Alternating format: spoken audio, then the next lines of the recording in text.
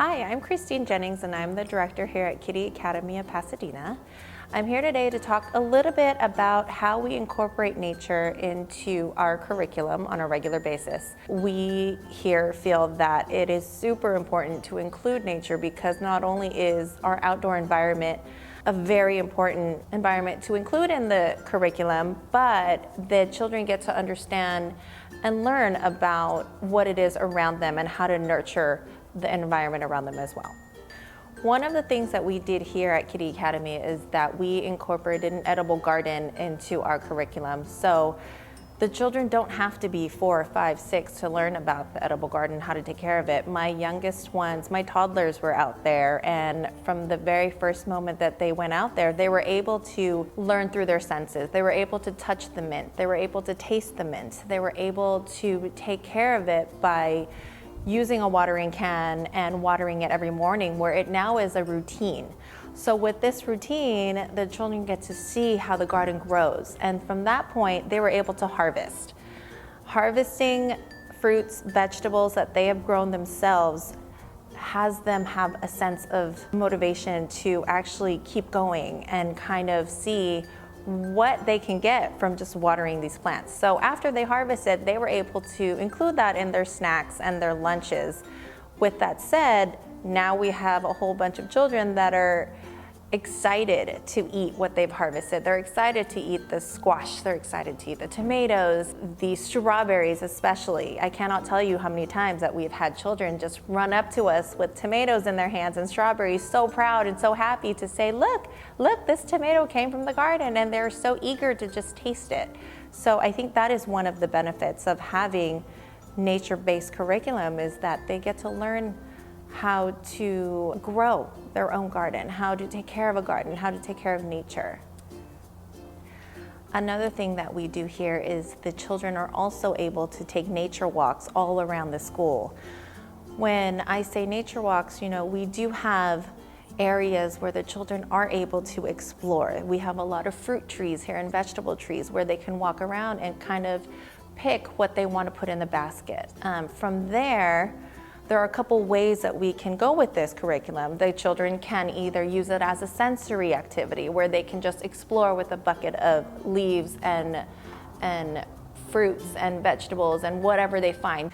We've also incorporated outside curriculum inside. So all the nature stuff doesn't have to be outside. It can also be brought inside the classroom. For example, one of our classes last week had a nature theme. So they brought in rocks, they brought in a branch, they brought in various things that the children would be able to watch. For example, dry branch that was put into the classroom. So what could you do with a dry branch? There's so many different things that they could do. It could be art-based. So for example, if you have a huge branch, don't be intimidated by it. Put it on a table, have some paint around it. The kids are able to paint that. And from there, you can hang it up on the ceiling and have various things hung down from it. So what I would do, for example, I would have a branch.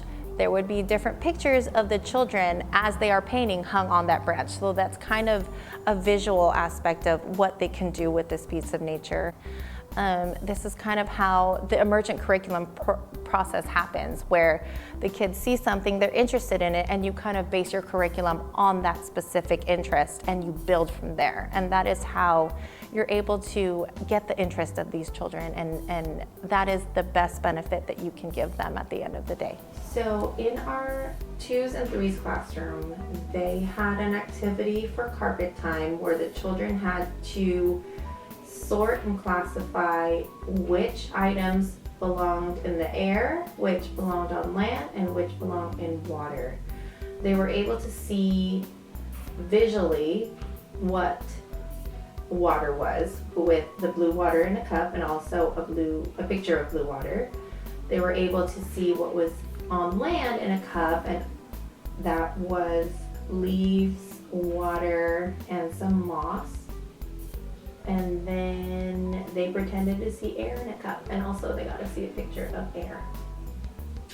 From there, the children were able to have small group time at a table, and they were able to explore with the various cups of water, land, and air as well.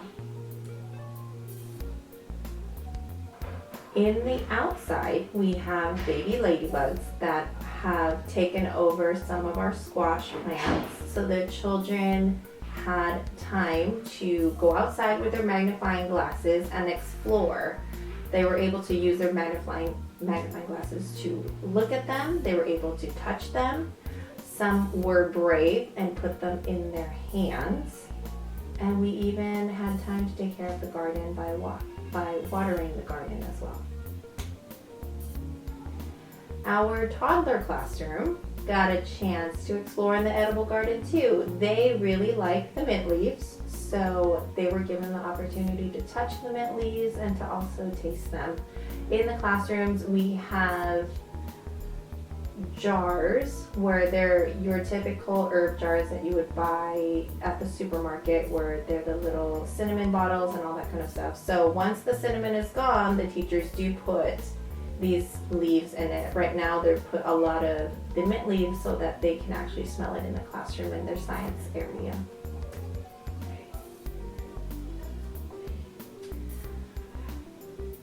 The rocks that the children had found on their nature walk, some of the teachers incorporated that into learning their alphabets.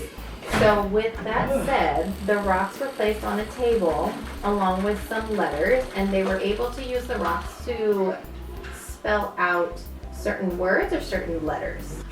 One way of bringing art outside without actually using paint is painting with colored ice. The 2 and 3-year-old classroom had blocks of ice that was made prior to the activity.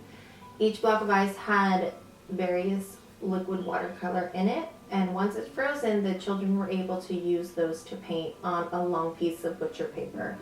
They talked about color mixing. They also learned about science, where the ice is melting.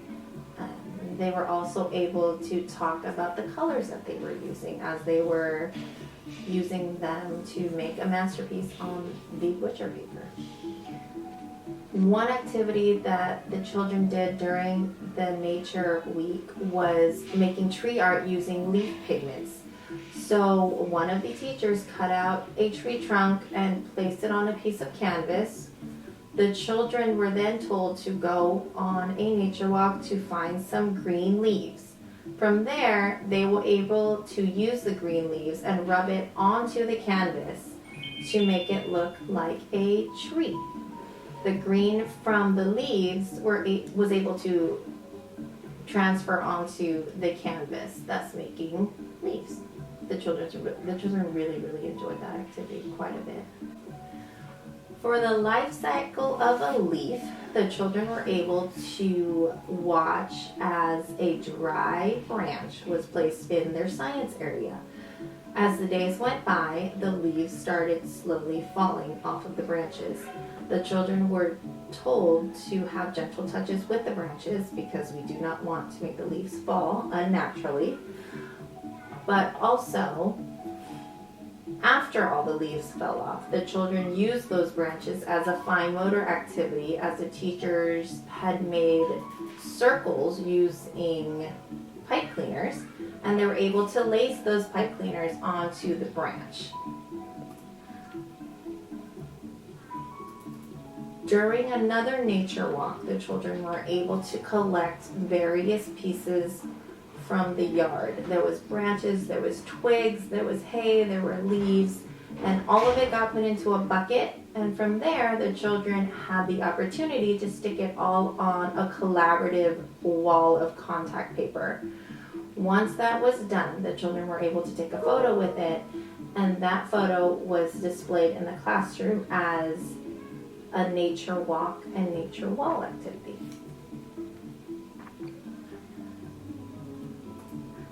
The baby ladybugs continue to be a very popular activity for the children to go out and explore with.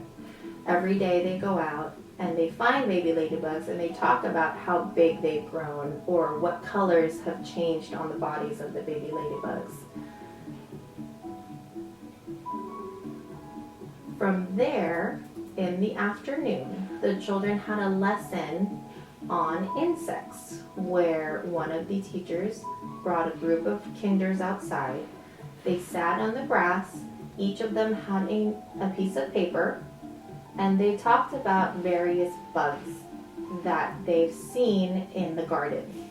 They also had examples of bugs to see that was from the classroom as well. So they used those as examples as well to talk about the bugs that could possibly be in the garden later on too.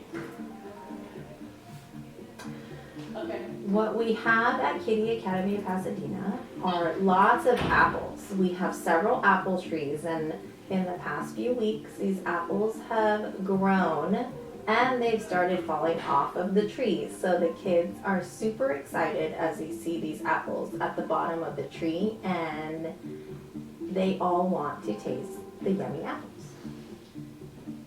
In recent weeks, we've also had some new trees planted on the infant and toddler yard.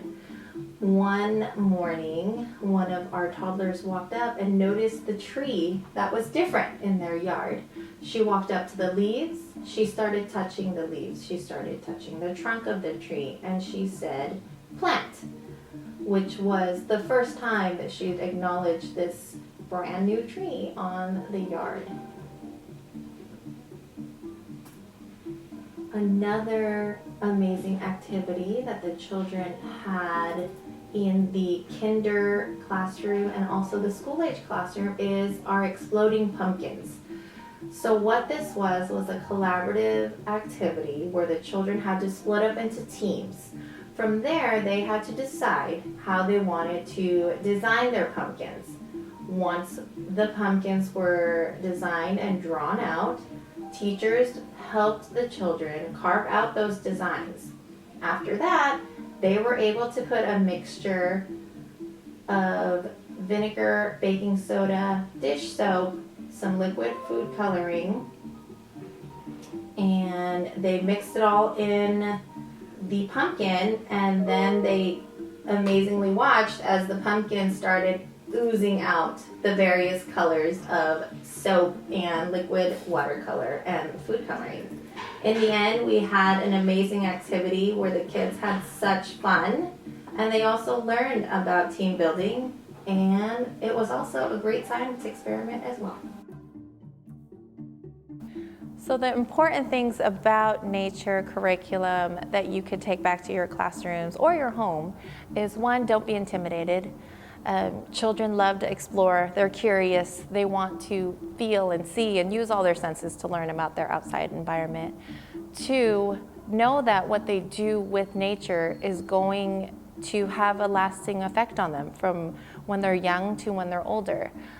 They learn to appreciate the environment. They learn to appreciate what they can grow and what they can do with their own hands in the outside world. And that, in a sense, is what we're looking to have our children do here at Kiddie Academy of Pasadena. We want them to be amazing children and adults of the future that love the earth that they live in, and they take care of the environment. And in the end, that is our goal.